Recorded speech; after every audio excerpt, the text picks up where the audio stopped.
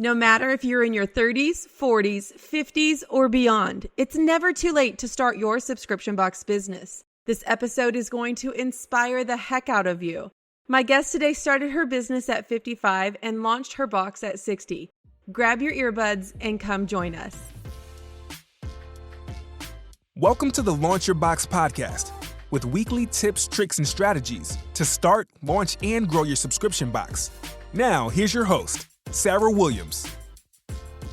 Welcome back to the Launch Your Box podcast. I've got a great story for you today. I've got one of my students here that has just hit it fast and furious, launching her box, having success, having a six-figure year last year.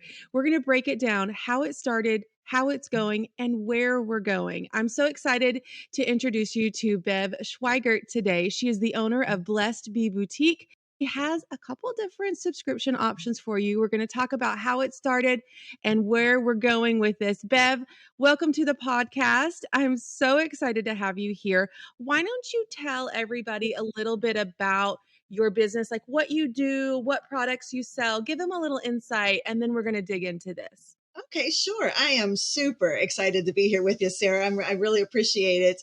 So Blessed Bee Boutique is a business I started 5 years ago. I started with Christian jewelry, and things went really well during COVID because everybody was buying online, but then things slowed down. And I was disappointed that I wasn't selling as much because I did really well. So I tried to figure out a way to bring new Christians into my business. And I always journaled. So I decided to start sharing my journaling with people. And I started a Facebook group and I invited people to journal with me. And I started going live 5 days a week. Actually, I started 7 days a week and I had to cut that way back. But at 7 days a week, I would go live with a devotional. My Facebook group just kept growing and they wanted products. They wanted the journal I had. They wanted the different things I had. So I started introducing journaling supplies. Then everybody's like, why don't you turn your devotionals into a book? I'm thinking, I could probably do that. So I made them into a journal and I started adding, I didn't want just a plain old devotional. I wanted to add something special. So I have a creative twist to it. I love to draw. I love to do crafts. My devotionals all have not just a devotional, but they also have crafts, songs to listen to, different kinds of things, poetry, anything like that is creative, I offer along with my devotionals. So they're like just an extra day that won't be just a devotional. It might be a craft that goes along with the devotional. Okay, so I'm going to break this down for our listeners. So you started in 2018 selling Christian jewelry. Were you making this jewelry? Were you just buying and selling? Tell me about that. Yeah, I was just reselling. Yeah, just totally. And you were doing this to help pay for an upcoming missions trip, right? To Peru. That's where this kind of started. You're like, I got to pay for this thing. I've got to fund this thing.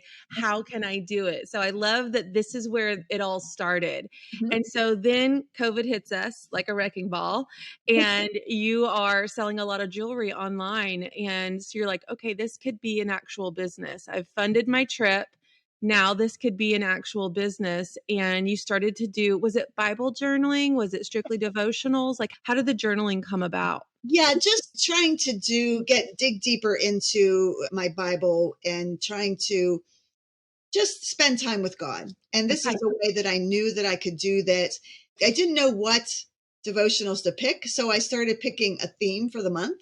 Okay. And then I would find verses that went along with that theme. And then I started sharing them with my group. So then I have a list of all the verses for the month. And I still do this today. I only go live twice a week, though, on the devotionals because it just got to be a little too much. But I still do the journaling, but I just don't share it at live that way anymore. Okay. So this was really your first subscription, right? And so you called it Draw Near Daily, and you had some that have the digital version and you have some that have the printed version. And meanwhile, you were writing these journals, right? So now you're writing these journals and what happens from there as you start creating these journals? The first ones that I did a vacation Bible school. And I was like, all these kids were going to vacation Bible school last spring. And I thought, be fun to have an adult women's vacation Bible school. So that's how the whole idea of the crafts and things like that came up. And I just started writing it, and I used the 6 women of the Bible as the way I did it. So it was a 6 weeks. Each week was a different woman of the Bible. And then there were 6 days worth of devotionals. And I did crafts that went along with each woman.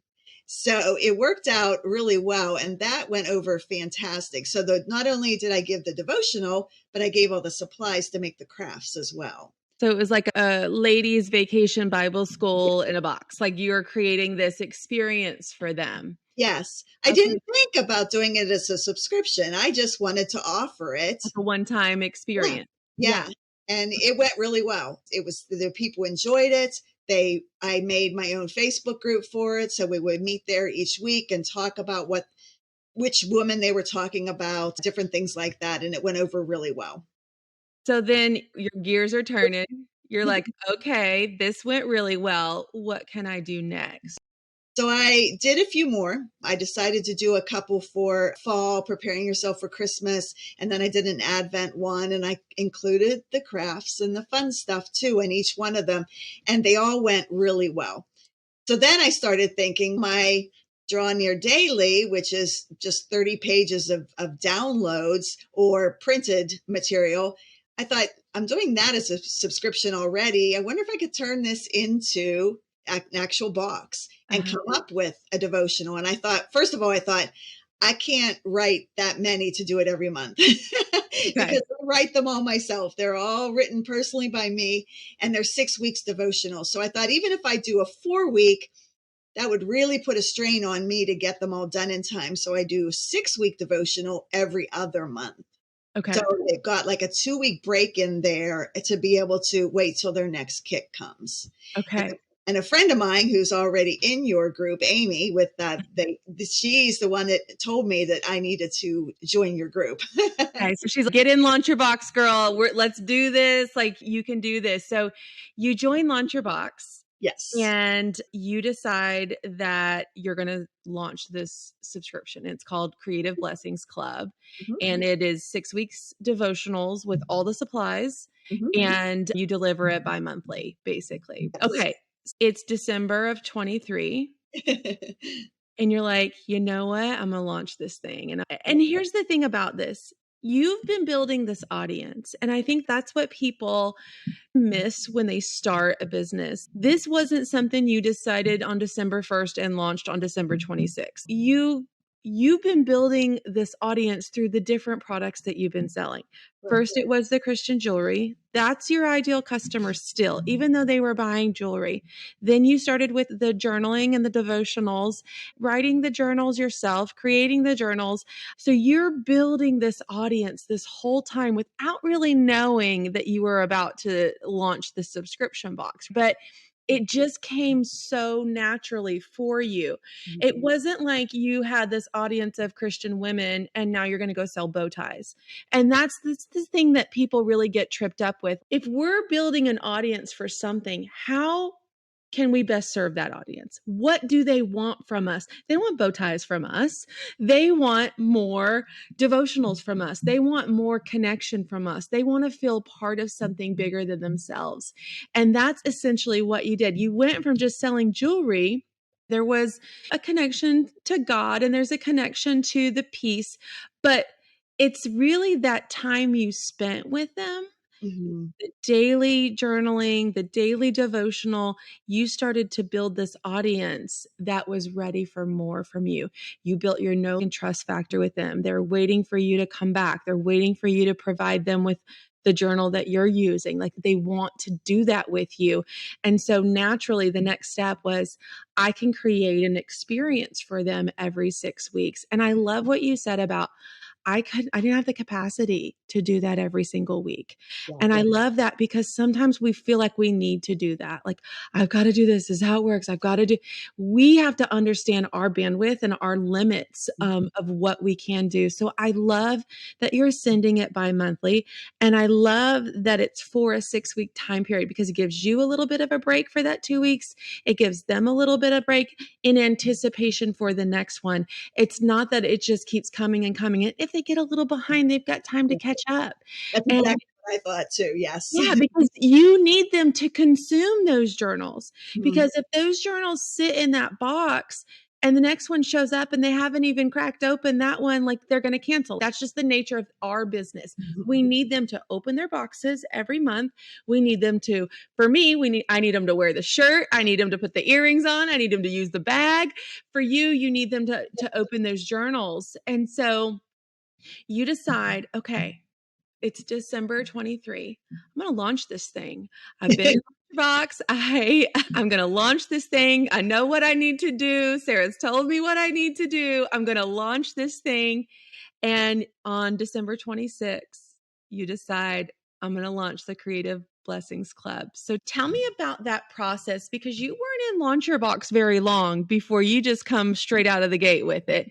So tell me about that feeling. You get into Launch Your Box, you start learning what you need to do to launch. Tell me your feelings at that point and really what steps you took to get you to the launch point. I already knew a lot about business and how I already had an emails going and all of that. I still watched and binge watched everything, every video you did. And I watched them, and I admit I did them on speed fast so that I could just get through them. And I sat and took notes for everything you did. The big thing I never did before was the wait list. Okay. And I really kept thinking, I don't think I need this. And I am so glad I did. Okay. Because I just didn't think I needed it. But I went ahead, I kept that promotion going. I kept talking about it in emails. I had the wait list set up exactly the way that you told us to do. And when it was time to launch, I did the countdown. It's coming, because I launched the day after Christmas. Yeah. So who else is thinking about this the day after Christmas? And I went ahead and I sent it out, and it was ready to go, because I kept thinking about doing it the week before. I thought, no, I think that's too much planning. People are too busy thinking about what's to come. But the day after Christmas, they'll have time to relax. Yeah. And they did. So I sent it out to my wait list people, and the orders started coming in, and they just kept coming in. And I closed the box. We shipped on January 9th. Okay. So I only had it open for a short time. Yeah. And the orders just kept coming in and coming And how in. many subscribers did you get on your very first launch? 80. I had 80 boxes. 80 subscribers. Like, you got double what I got, Bev. Like, I only launched with 44 subscribers. Like, you got double what I had. And I'm so excited for you because, one, you picked the most random day to launch. Like, it wasn't random to you. It was very calculated and strategic to you. But to launch on December 26th, that's kind of genius. And also to come into Launch Your Box as quickly as you did, get your stuff prepared. I love that you listen to me on speed mode. I talk a little bit slow sometimes, and I think sometimes that's beneficial to some people to process it, but sometimes you just like, I need to hear what she's saying. I need to implement it. And that's what you did. You listened and you implemented. You listened and you implemented. And you had been building this audience. So you didn't have to go through the audience building stage. You had been building this audience all along. And it was now just, oh, I have all the pieces. I have the website. I have the email CRM. I have the audience. There's really nothing holding me back than just putting this together and going for it. And I love that that's what you did. So you launched December 26th. You got 80 subscribers. Now, we talked about it being bi-monthly. So at this point, you've launched again. Well, you've opened your box again for the second box. And tell me how that went, because you put the wait list back on after you sold out and you started working on your January boxes and getting them shipped out. He's like, I'm going to throw this wait list back up. I'm going to collect all these people that want to get in so that when I have the March box ready to sell, I have all these people collected in one place, right? Yep. Okay. So tell us what happened in March. I launched in March, and I actually started a Facebook ad too, which really helped a lot, brought people onto the wait list. And then I launched the third week in February. Is that right? Second week in February, I launched again and ended up with 130 subscribers. OMG. I love this. 130 subscribers on our second box. Yes. Now, I want to talk through this process a little bit for anybody listening that maybe has a bi-monthly box. So talk to me about when you open it, because you can't just be open all the time. because there's a gap in between there and we don't want them to pay and then have to wait too long. That's one of the things we talk about. So talk to me about your timelines of when you open it and when you ship on the bi-monthly schedule so someone listening can really understand that process for you. So I keep it open until I sell out. Okay. And I made sure I purchased enough supplies for 100 for my first, or no, 75 for my first one. And then we scrounged to get 5 more to get those out too. And then we closed. And then I knew that I was going to launch 2 weeks before the date that they would be billed, the people returning. So that's what I did is I launched 2 weeks before the date that the subscribers would be billed the second time. And that's when I started getting subscribers already. So when that first month came in February on the 26th, and my phone, boom, had all of those 80 resubscribers come through, I was so ecstatic. I was just so excited. I was like, that's my biggest day ever. Yeah, because you didn't have to show up and sell. You didn't No. have to show up and sell those 80 orders. It was like, oh, this is what happens. It just pops into my account. I don't have to do anything for it. And that's the greatest feeling as a product-based business owner because without something that's reoccurring, like you literally have to get up and work every day. You got to get up and not that we don't get up and work every day the way it is, but we got to hustle for that money every day. We got to hustle to pay the rent every day. We got to hustle to make payroll every day. And if we don't, we're going to fall short at the end of the month. And when we have something like a subscription box set up, and those having that first reoccurring payment come in is, oh, this is happening. Oh, this is real. And I can only imagine your face when your phone is ching and you're like, did I do this? Yes, I did this. And it makes you so proud and it makes you want to do more. So then on box number 2, you go get 50 more subscribers. Yeah. You go get 50 more subscribers and we're getting ready to launch box number 3. And I know you have another goal in mind and to get another 45 subscribers with this box, which I have no doubt that you're going to do. But I want to know, and here's what people don't know because they can't see us right now. They can just hear our voices. But I read something on your information sheet that you sent to me, and it gave me chills, Bev. I'm going to read it to everybody listening, but it says, I just turned 61. I started this business 5 years ago, so it is never too late to get started. And I think it's so powerful, and it's so powerful for anyone listening, no matter what age you are. Like I didn't start my business till I was 35. I worked for people in my 20s and early 30s, and I didn't even start my business till I was 35. But tell me what it's like sitting here at 61. You had a 6-figure year in business last year. You are growing this amazing, incredible subscription box that not only is just lighting up your audience, but I can tell that it lights you up doing it too. Tell me what life is like right now at 61 with this business. It's good. I've worked a lot. I did a lot of direct sales MLM stuff in the past. Okay. But it was always like very part-time because I also worked full-time. And the whole time that my girls were growing up, I was able to stay home with them when they were little. Then once they started school, they had all the extra expenses. So I went to work and I worked for 15 years. And as soon as the last one was married, I was like, I'm done, hun. I'm done. And we were blessed. Believe me, I know we were blessed that we could live off of his income. And I quit my job, not knowing what I was going to do, except that I wanted to go to Peru again. So I was like, okay, so I don't have the extra income. What am I going to do? So I decided to start thinking about having my own business.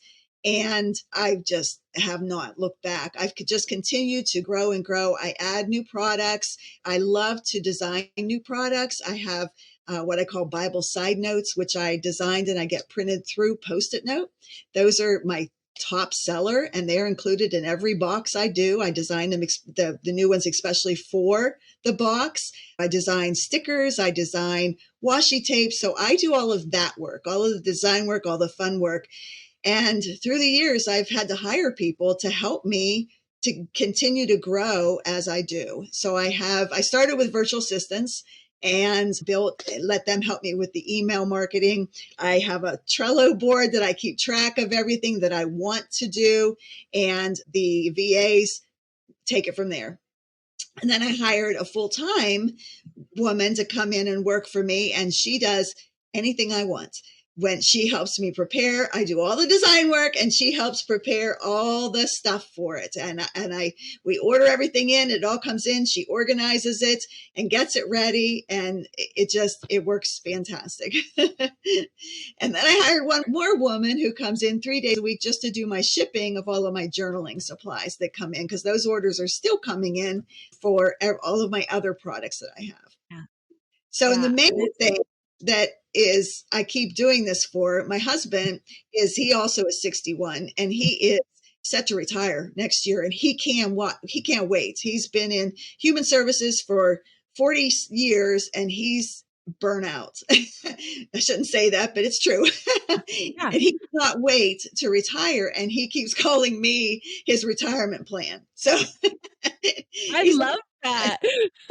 I can see on your face, and that's something you guys don't get to see listening to this podcast, but I can see this is lighting you up. This is giving you purpose. This is giving you, when we think about retirement, we think about, there's a couple different ways we can go. Like I'm not a spring chicken, Bev, like it's knocking on my door, but do you sit around and read books and watch TV all day? Do you go travel the world? What do you do in your retirement? And I don't know what that looks like for me, but I know that just who I am, I've got to be doing something that fills me up.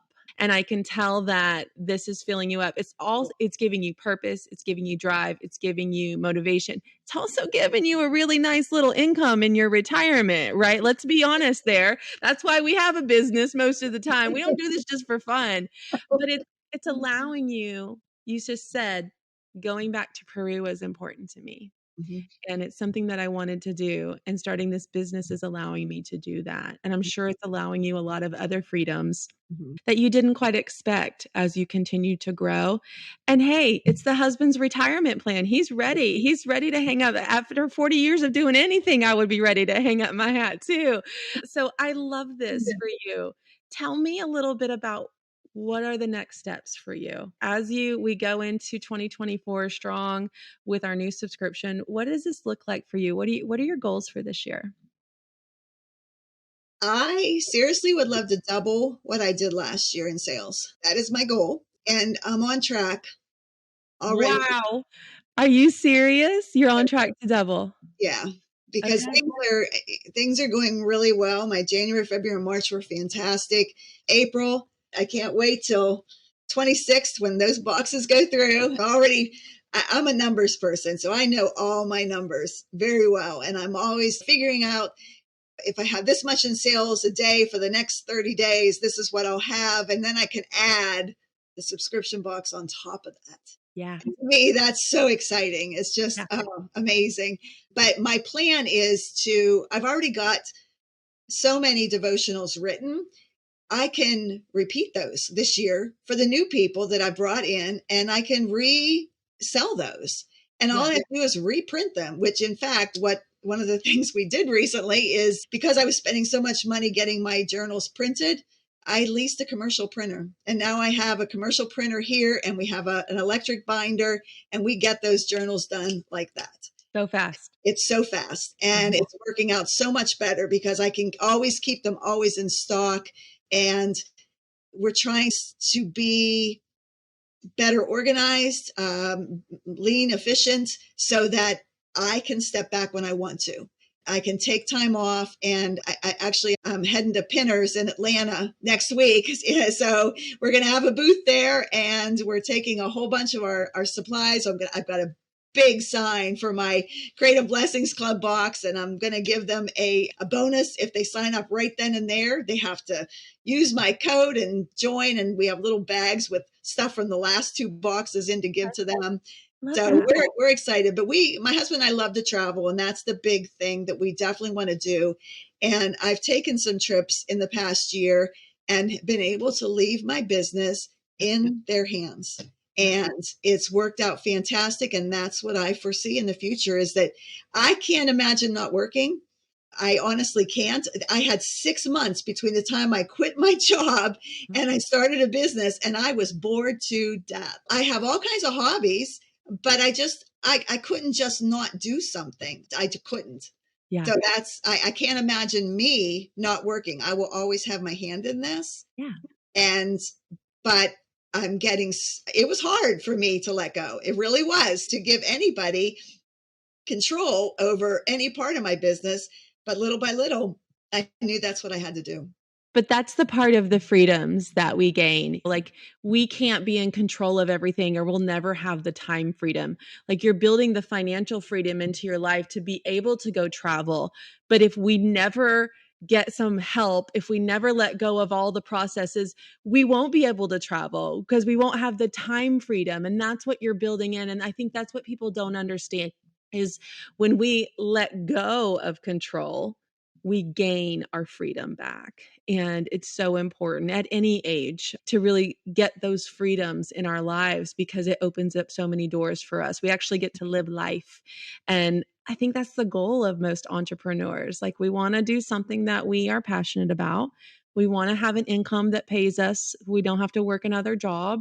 And we want to have financial freedom. We want to have time freedom. And that's what we're buying when we're paying our payroll. We're buying our freedom in a lot of different ways. And it's worth it. Every penny of it is worth it, because you wouldn't want to do all of this and have the money that you're making if you couldn't enjoy it. Exactly. Yeah. Exactly.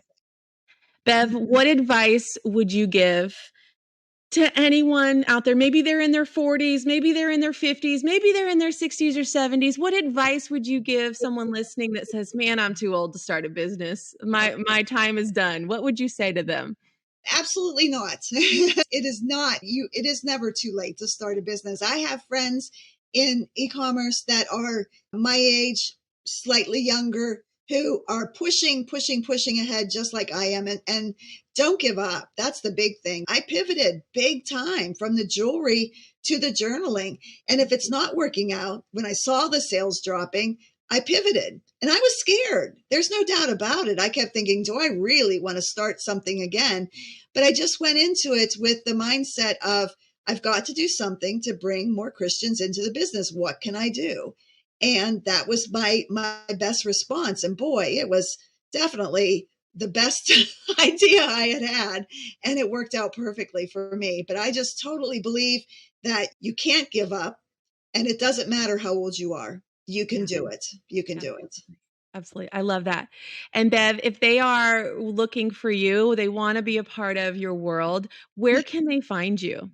Blessed Bee Boutique, just one E, BLESSED, boutique.com. I have a Facebook group. If they're interested in joining that, they're welcome to do that. And it's called, wait, let me make sure I have it right here, because I have different groups and I want to make sure.